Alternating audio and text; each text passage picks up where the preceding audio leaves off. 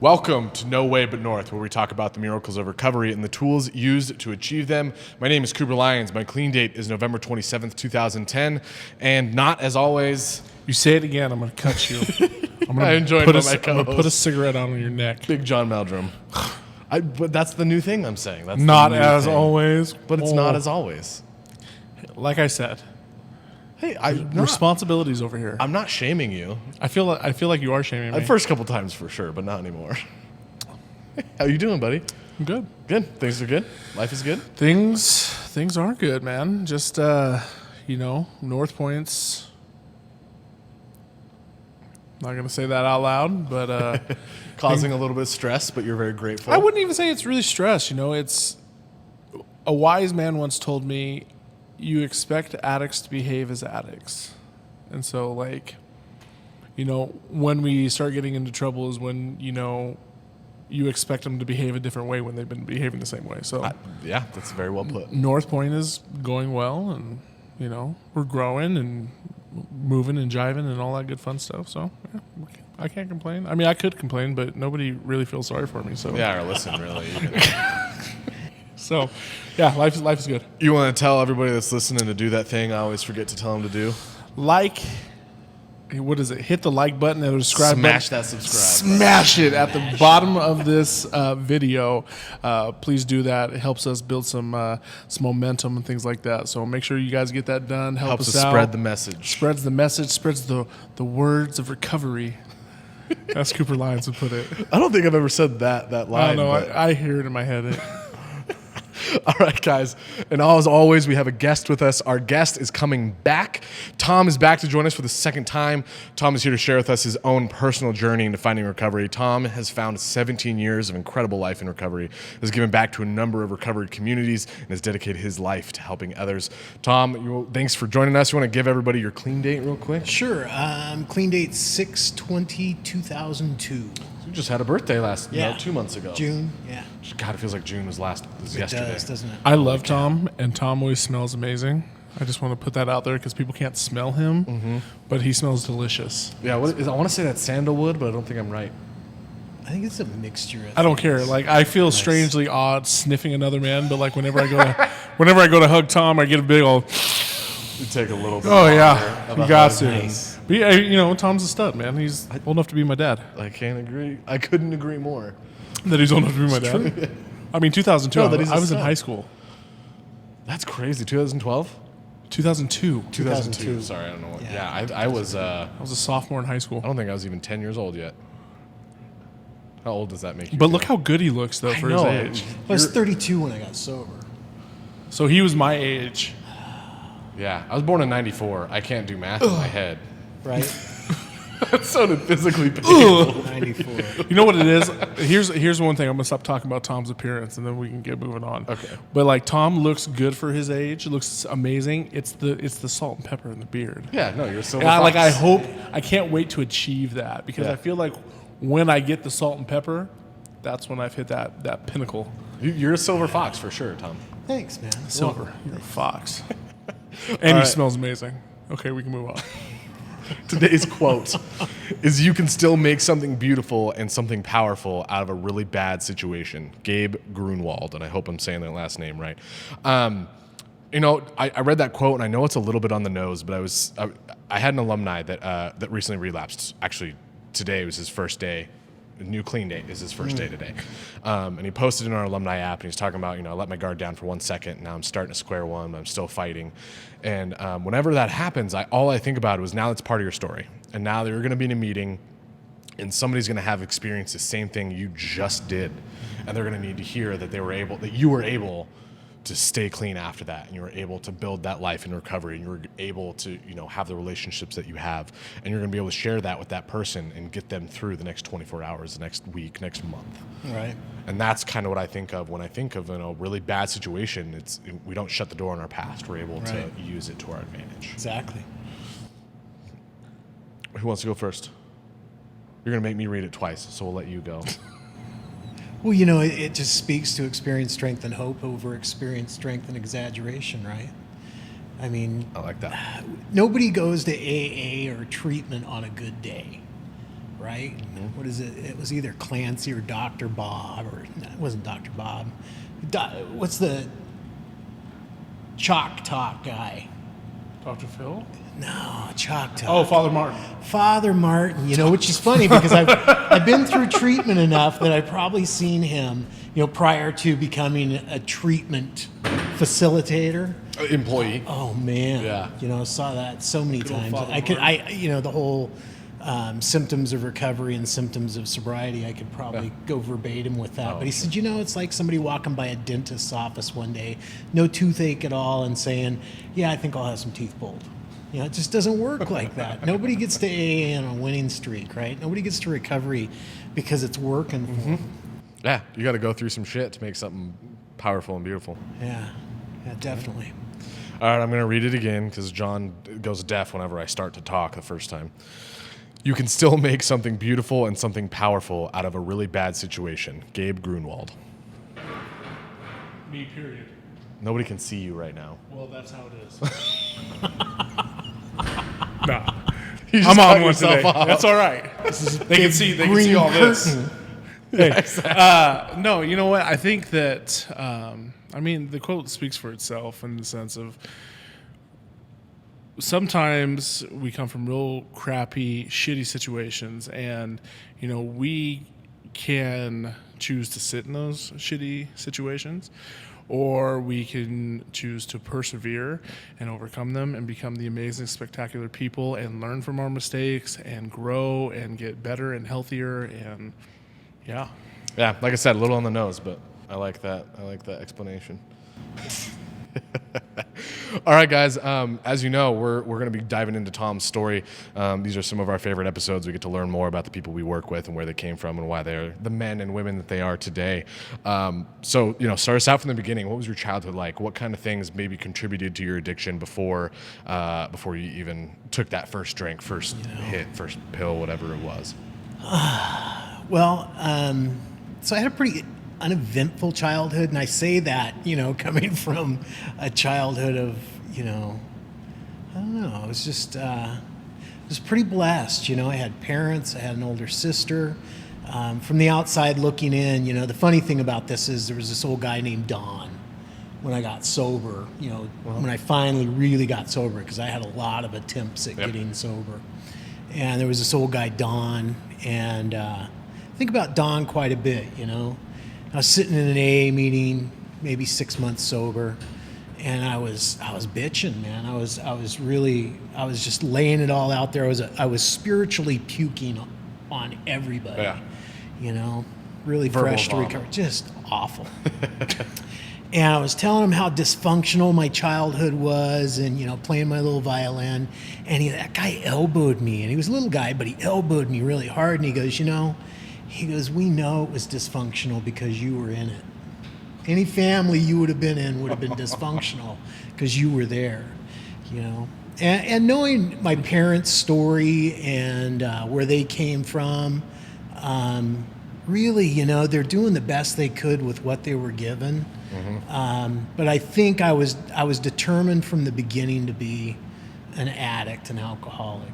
Would you say that you were born an addict? Oh yeah, the genetic predisposition, goes back, 7-8 years. I'm one of those big brain guys, and I really believe, it's not just my own personal belief, but there's empirical evidence from the early 50s and studies coming back to today that shows alcoholism's innate. I have proof of that. My youngest son's one of us, and my oldest son as well. I hope, that he's in recovery. I'm not sure. But my youngest son, we used to tell him when he was little, we were honest. If you start drinking before age 24, because that's when your brain's fully developed, most likely you're going to develop this thing if you haven't already. But he already showed some of the patterns, isolating and very smart, extremely intelligent, and that's who it usually gets. These people who survive addiction are smart people. Otherwise, they die early, right? They're very smart. They know their tools. They just I would use them say differently. addicts are some of the most amazing people that you'll ever Incredible meet. people. How They do you take like survive the those littlest things? chance of pulling something off and pull it off with grace. Right? That is exactly how I felt about Tanner when he was here last time. Oh yeah. That's a perfect analogy for him. Sorry. Oh no. But okay, so was there anything that stands out? Was there anything from before You know, your use that really kind of stands out as you look back? I can tell you, I always felt alone no matter where I was. I was always alone. And sure, there was a lot of stuff that happened to me that I had no control over. It's like being born into a family. You don't get control over your name, your color, your sex, your gender type. You just don't. You don't really get to choose those things. So yeah, some bad stuff happened to me before 5 years old. And trauma is trauma. I leave most of my trauma in the past. Mm-hmm. I don't think it contributed. I would say that it probably contributed to it because when I did find substances, I was able to feel normal. Yeah.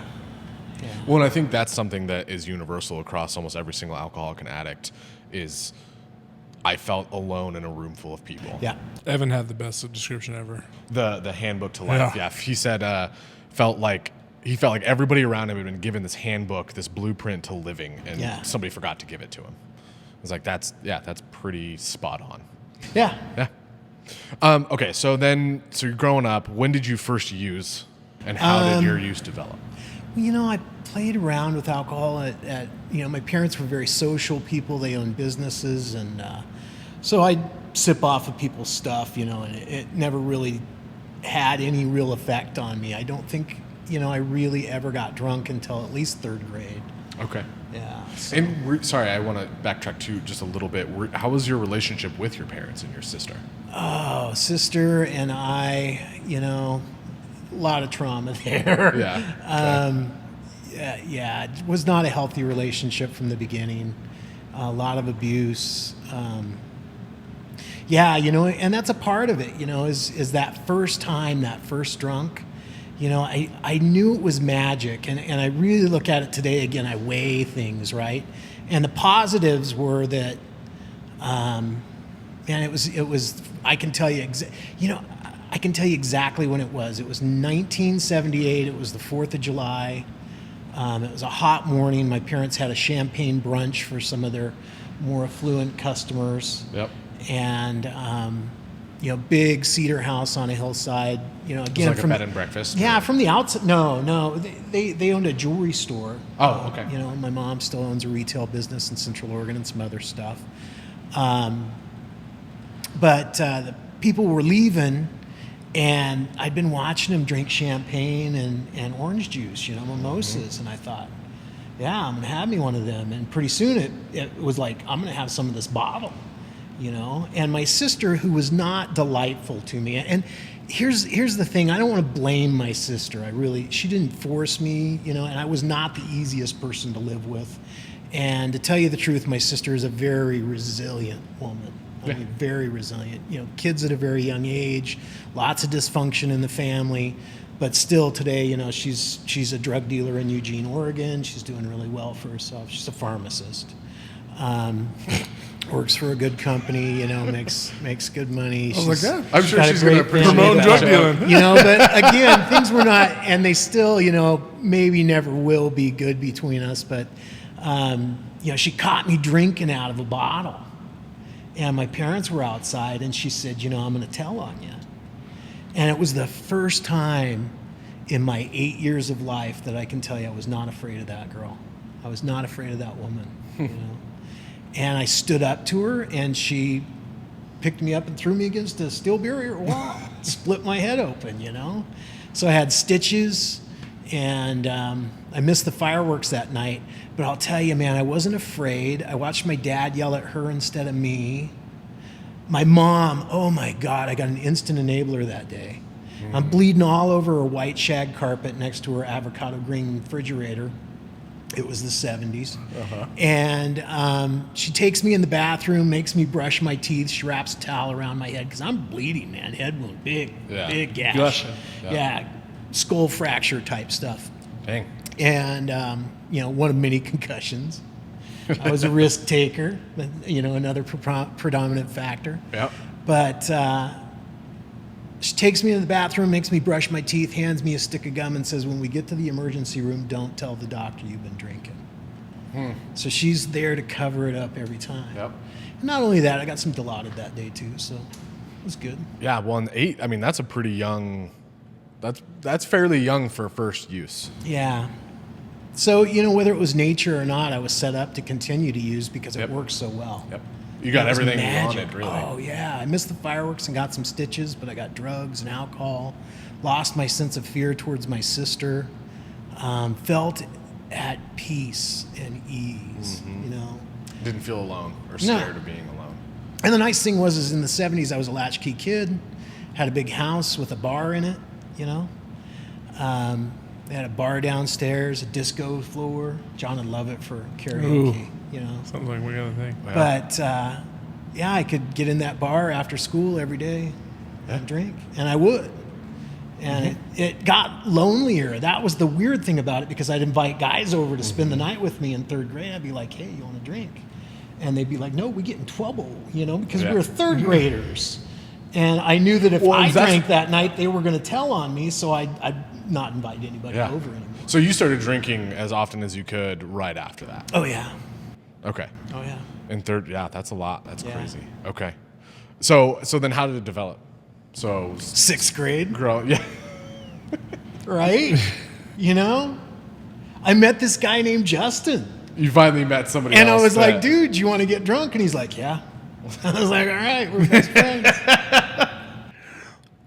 Okay, so how did, I think it's always like you hear stories like this, right? And like we see a lot of patients, and typically when we think of like drug use, we think about like this, like you must have came from the most broken home in order to become a drug addict.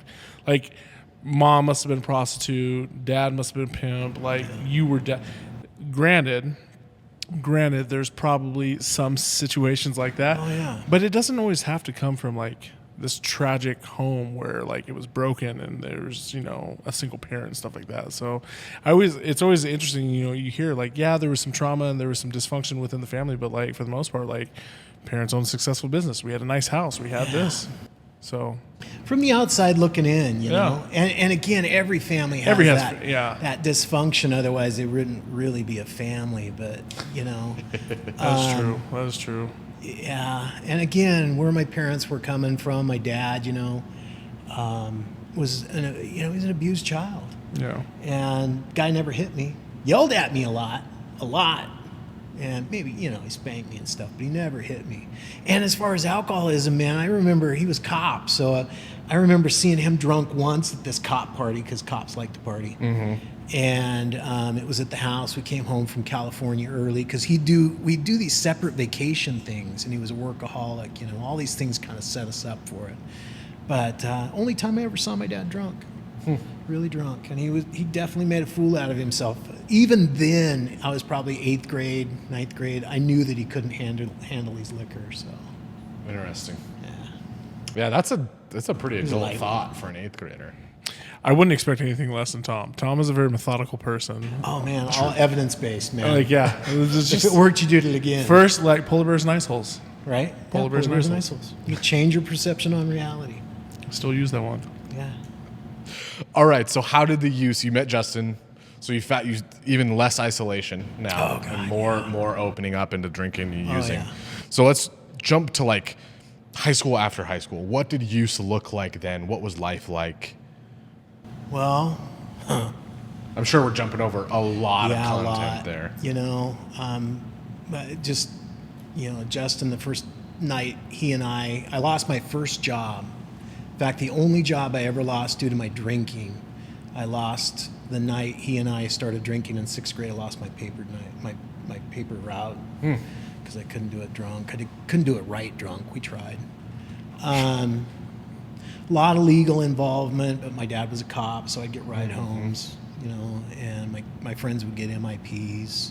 And that was pretty much high school. I was a liked guy, but I was a violent high schooler, Yep. and I didn't like weed. I liked stimulants, and in the 80s, not a lot of people were into stimulants, but I'd found them pretty early and liked them. they were a tool to help me enjoy my alcoholism because Yeah. I could do it, and keep drinking and not look drunk. You're not pass out. Not get that point. Pass out. Blackout, yeah. Okay. Pass out, yeah. Yeah.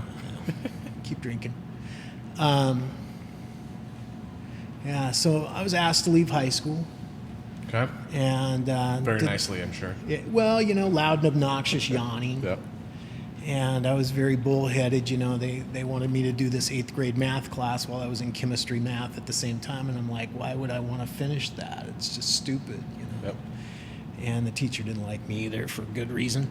But early adulthood. By the time I was asked to leave high school, I already had 2 children. Okay. Yeah. And so you were 16, 15? 15, my first daughter, and then by 17, my second daughter, yeah. Okay. Okay. And older woman, she was 21. There you go. It worked out. She could buy beer, and I was from the other side of the tracks, Yep. And great lady. She was a cool chick. So having kids that young, and with this pending addiction, like how did that affect your mindset with kids and drinking? I was a child, man. I was basically a 6th grader, 3rd grader, in a monster's body. I call it a child in a monster's body. 180 pounds of muscle, working out all the time. I was a wrestler. I was a good wrestler in high school. Just not doing things well, but getting out of every lick of trouble, just walking out of it. Either my mom bailing me out or some cop or judge remembering me from my dad, who was no longer around. They got divorced, and sister got, married at like 16. So I felt like I was alone. I was going to do it right. I could make my own family. Yeah. Didn't last, and it seems like I lived a lot of life in a short period of time. I was doing things in 6th grade that adults haven't done today. Yeah. It was, I look back on it, and, especially when, like, Joshua, my youngest, just turned 21 in July. Oh, wow. And when he went into 6th grade, I'd look at him and go, man, I can't believe you're doing so well, because he wasn't drinking yet. Yeah. It's like, you're doing great, man. But, multiple relationships, and had another child, got married to another woman. My daughter's mom, of course, for good reason, would not let me see those children. Yeah. She'd say things like I had a drug problem or I was an alcoholic. Used to be resentful about that, but now I look back on it and say she was right. Yeah. Oldest son I've never met. His mom and I split up real early in the relationship, and I had a lot going on at that time. From 1989 to 1998, I look at those years as places I don't like to visit. Yeah. A lot of trauma. And went places that not a lot of people go. Yep. Did things I hope not a lot of people have to do. Never ended up in prison, but Yeah. well, yeah, I could always go back to drinking, right? I was gonna say because we both worked in prison. Right? We just went on a different. You went in through a different facet. door. Yeah, I got out of prison. I used to love saying that, man. What do you do for a living? Well, I just got out of prison tonight. Yeah, and that's the amazing part of it, is that, I met this girl in '97, right? And her mom was scary. She was the highest ranking woman in Oregon, and she never questioned my drinking, and I never questioned hers. And she liked that about me. That and my shoes, because I always got cool shoes, right? Solid Yeah. relationship. Right. Every foundation. Well, we've been married now, almost 27 years. So it was, the foundation might have been shaky, but the buildup was good. The Perfect. thing is that we, her and I, we really hit it off, and she came from a lot of trauma, and I put her through a lot of trauma, and it went both ways. And in 2001, I'd been through treatment when I was 16, and then again in in the early 90s and the mid 90s.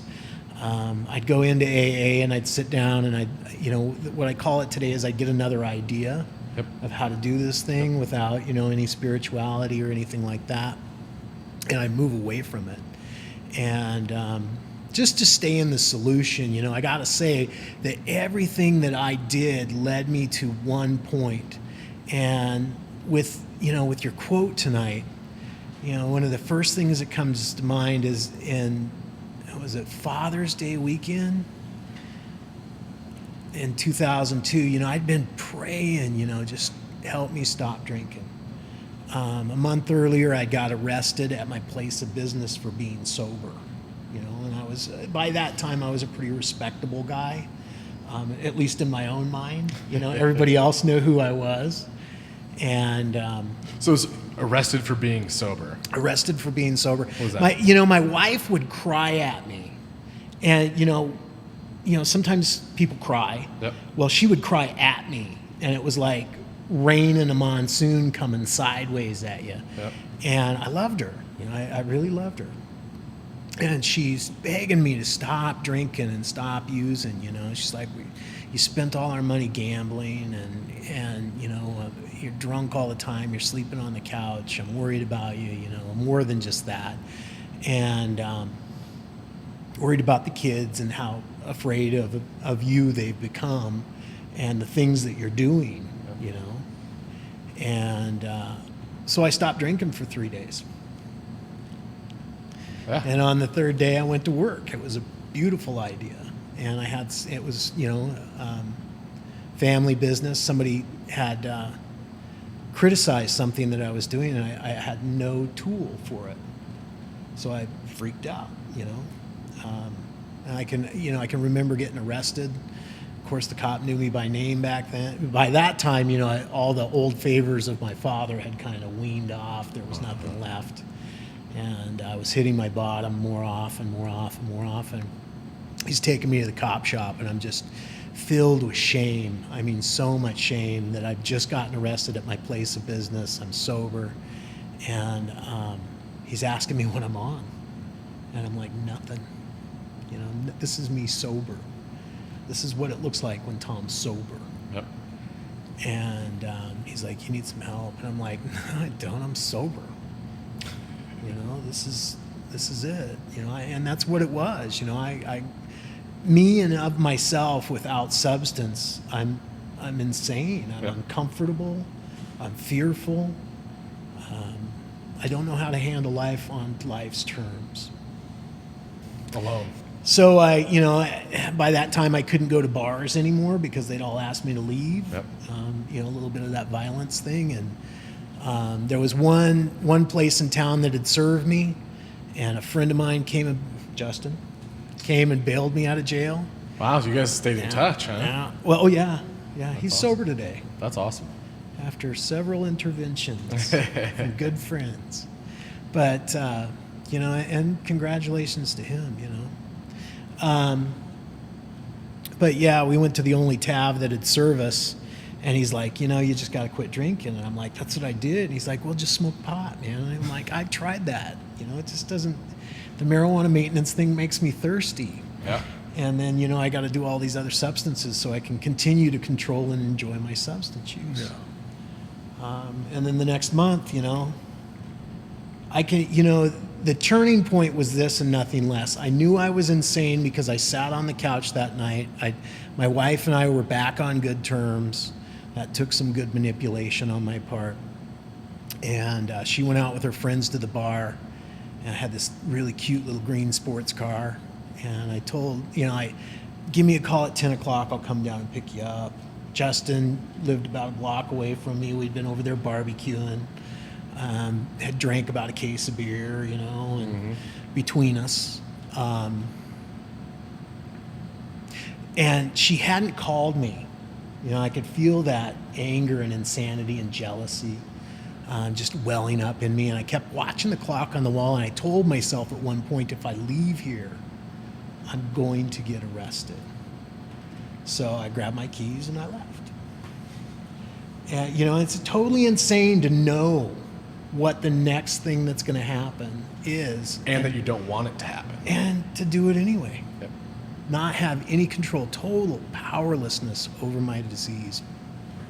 So I go downtown. She's not at the bar she's supposed to be at. Go in a place I'm not supposed to be. Have people that look like him following me in, because I'm not supposed to be there, but I'm going in anyway.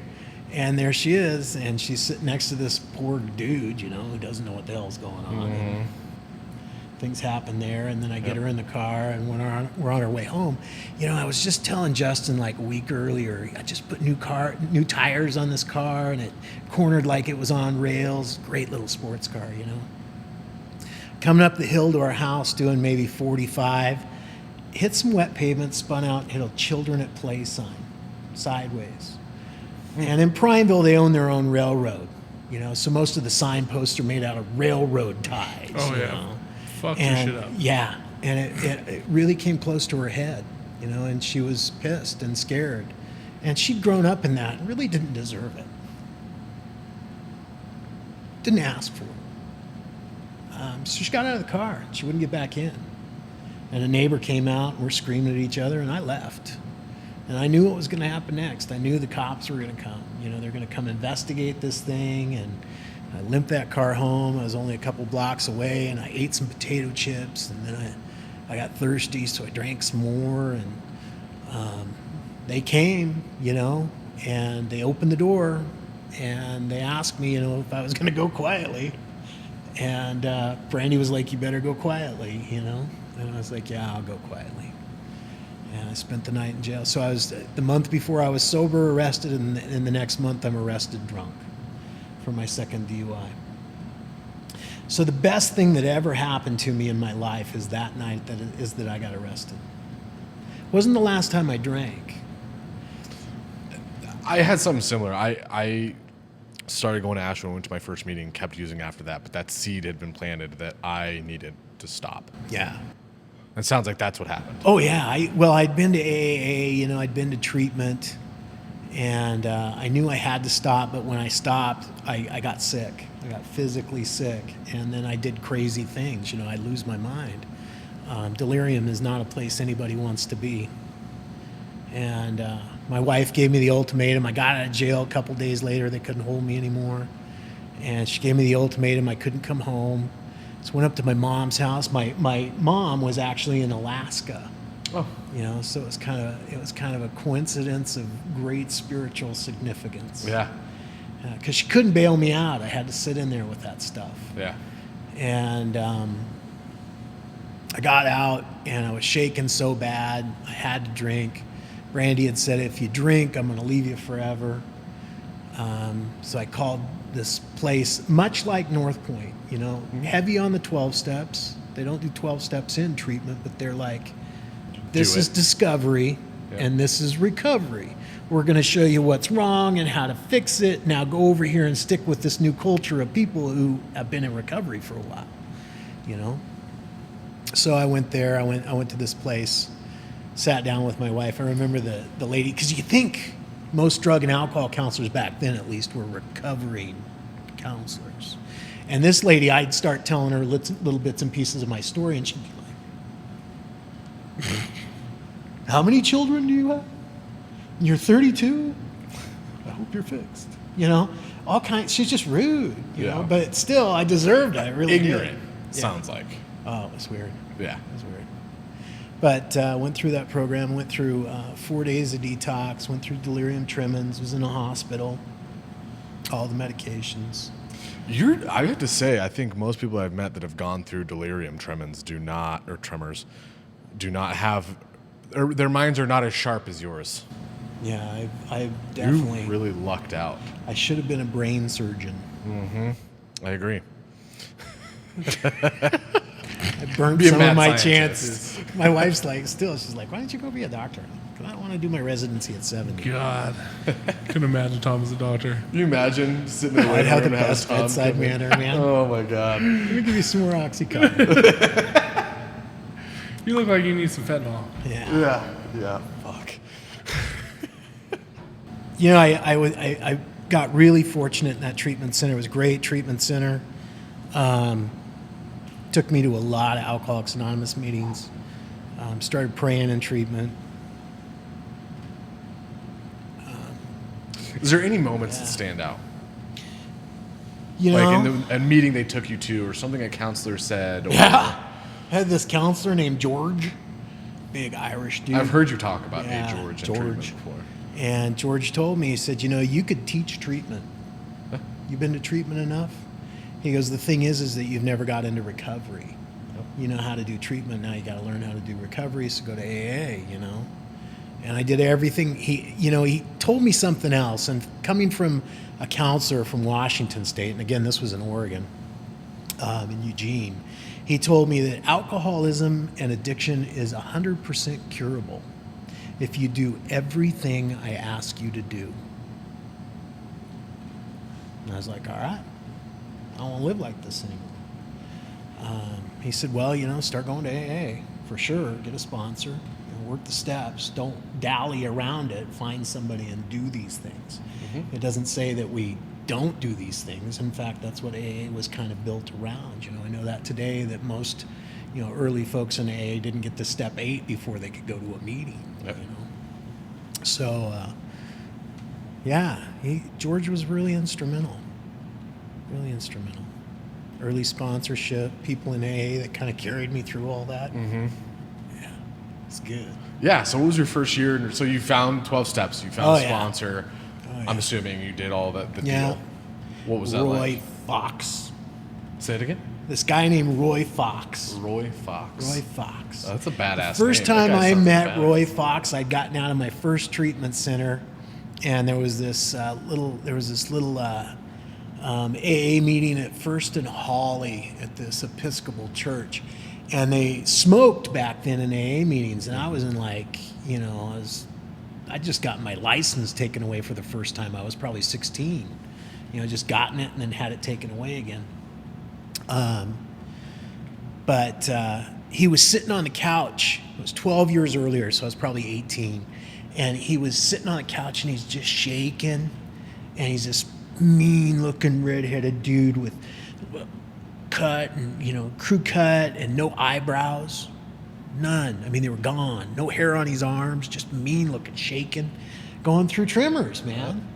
And then I go back into AA, and he'd be there, even when I was playing with it in the 90s. He'd started calling me Sally.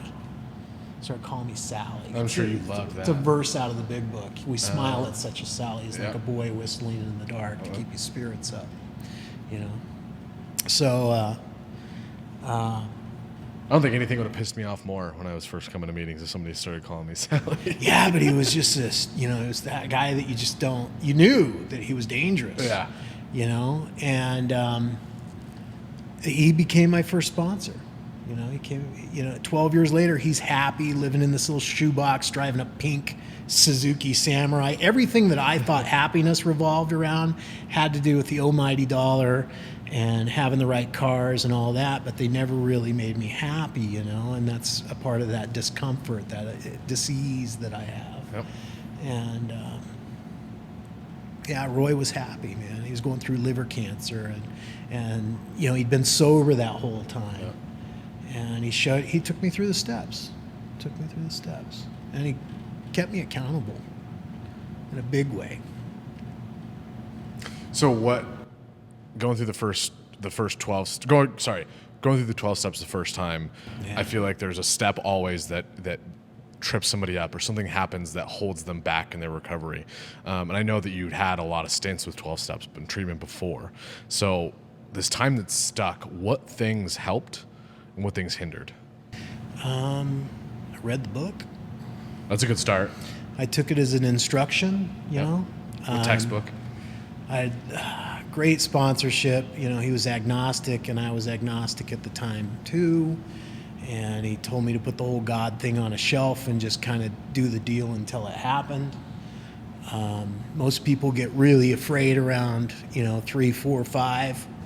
I had nothing to lose. I had lost everything. I couldn't go back to my own business anymore. I had victims there, and I was working from home, and I was working from a motor home, and I couldn't do anything right, you know. So that first year, I was very fortunate to be able to just really focus on my recovery. I'd lost a lot of stuff, you know. I'd lost a lot of stuff. My wife was not comfortable with me being home for good reason, Yep. you know, because I'd played that pipe quite a few times. But 6 was the hard one, you know. Yeah, really becoming willing, you know, because I had a choice. By that time, I had regained my choice. I could either drink or not drink. And if I wanted to continue in what I'd found and not use, I had to move forward. So I had to let go of some of that stuff, and I had to talk about some of that stuff, and I had to forgive some of that stuff, and I had to ask for forgiveness for some of that stuff. I had to make amends, you know. And 6 was, it definitely was what separated the boy inside me from the person who I wanted to be, that spoiled, rotten little brat to who I wanted to be. I really liked. I think 6 and 7 are two of the most Turning overlooked steps in all 12-step programs. There's warnings in some of them. I mean, like in 3rd step, it says, we thought well before taking this step that we were ready, you know. Yep. And I know guys that got the 3rd step tattooed on their arms, and they end up in prison. Yeah. What do you think happened? It's like, you gotta keep going. The 3rd step's not the end. Yeah, well, in the 6 and 7, it is so personal. Like, it's such a vague and fickle thing, and to be really sure of something like that, you have to really, really, really dig down and look into yourself and really know that you're done. And I mean, don't be wrong, you can bullshit it and like make it through 6 and 7, but to really do it right takes a lot of self-awareness and a lot of conviction.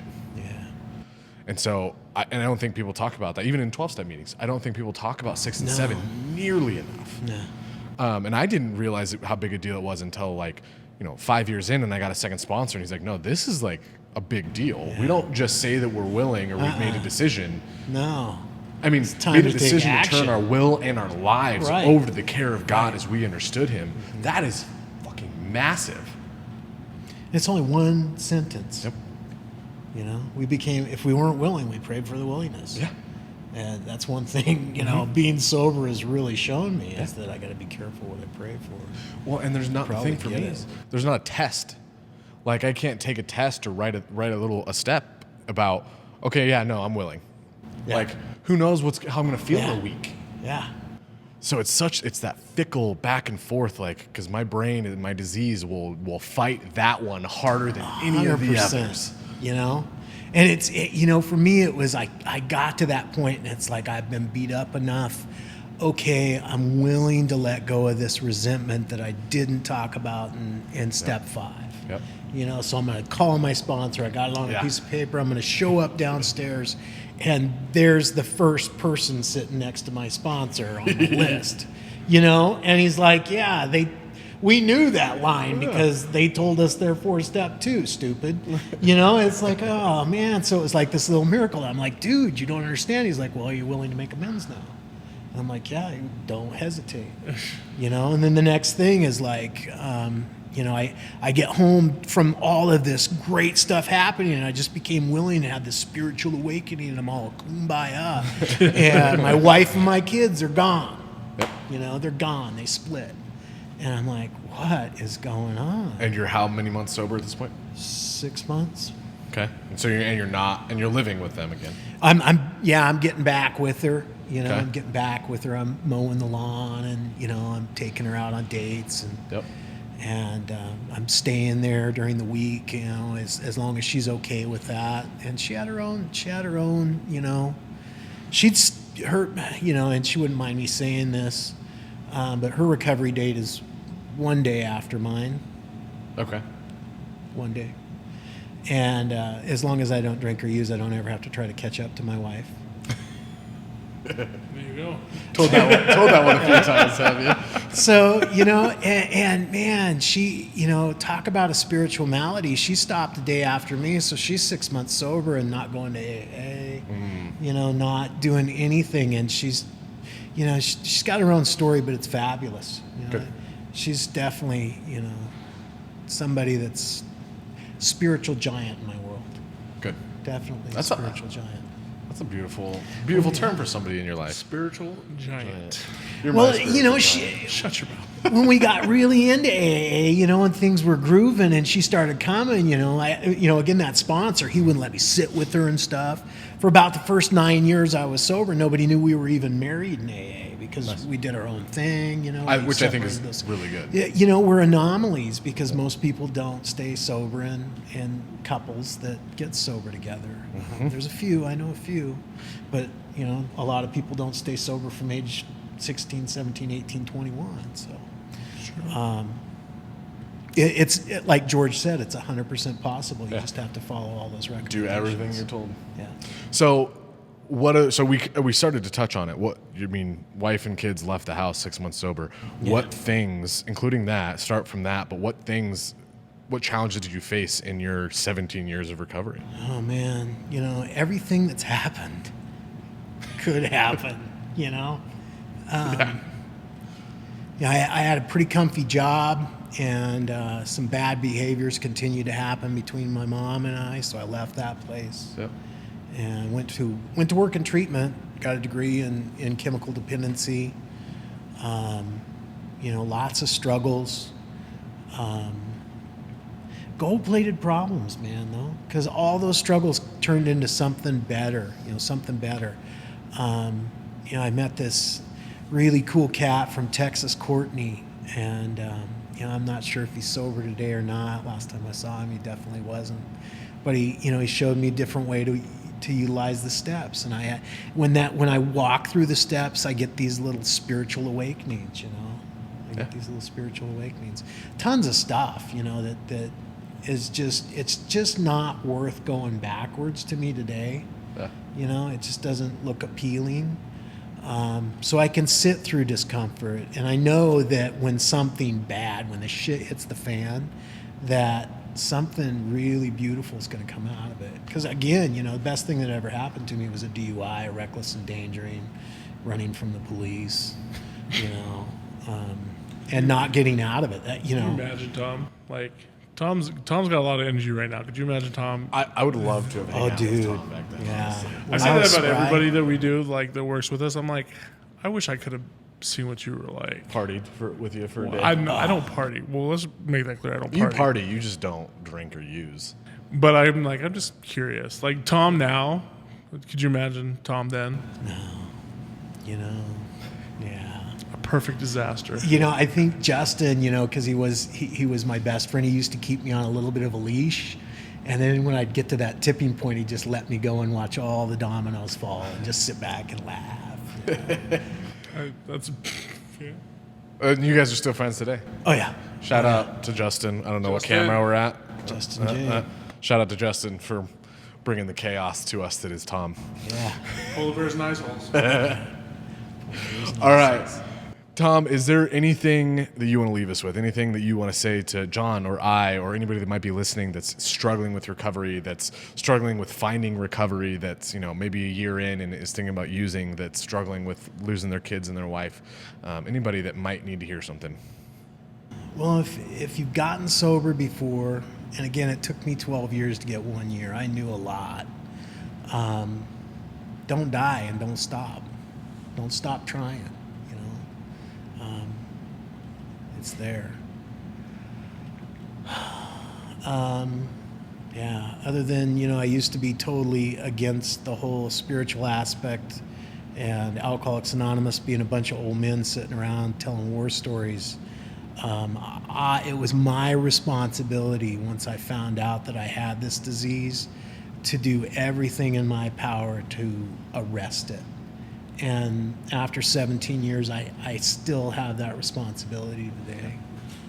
Yeah, so Well put. you got to take responsibility for your actions in one way or another, and that's the best way to do it is to stop drinking medically if needed. Don't just take my advice and stop drinking. That can turn out really badly without proper help. But even today, I seek counsel. I have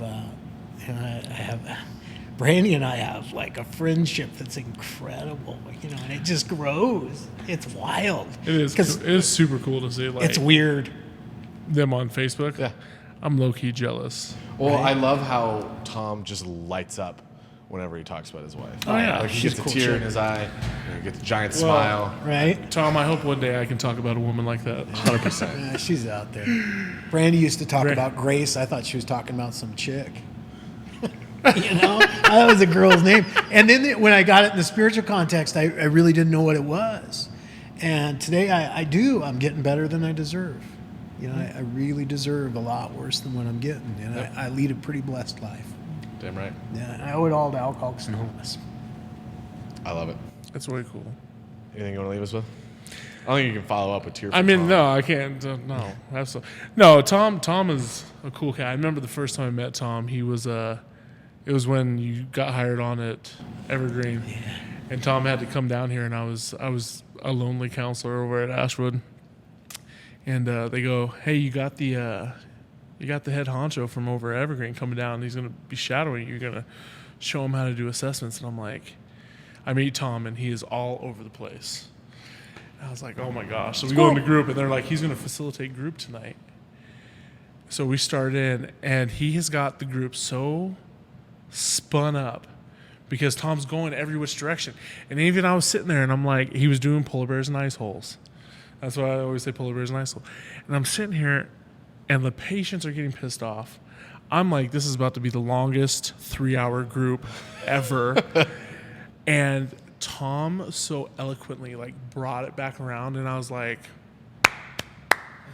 got it. But it's super cool to see Tom work because of just how he pieces things together, and to watch him run groups was like, I to this day I still use his groups when I teach. Like I've stolen the nails, pisses people off all the time, and polar bears and ice holes. It's beautiful to just see Tom work in his element, and he does a great job with the company. It's been a pleasure, awesome working with Tom. We have a lot of fun together. I love to make people uncomfortable. Yes, yeah. Yes, you do. He did a great job of that. 20 people just pissed off at 7 o'clock at night. Like, what the fuck is this dude talking about? Fucking polar bears and ice holes and throwing dice on the ground for? I wish I could have been there. Oh, it was great. And then it came together, and I was like, That was beautiful. perspective. I got you. So Tom's amazing, and it's been an awesome pleasure to work with him in the company. Yeah, all I could say is we're really blessed to have you not only as a coworker but as a friend. I always walk away learning something new, whether it's just talking about trucks and rooftop tents or recovery or the treatment industry from you. So I appreciate Criminogenics. Criminogenics. Yes. And before we go on another tangent, Sorry. please make sure you hit that like button, that subscribe button, Smash help it. us reach as many people as possible. We can share Tom's story, share the miracles of recovery, and the tools used to achieve them. This has been No Way But North. Thanks, guys. Peace. Peace out. If you or a loved one are struggling with addiction, call 1-877-648-3125. The views and opinions expressed in No Way But North do not reflect those of North Point Recovery or any other institution or organization.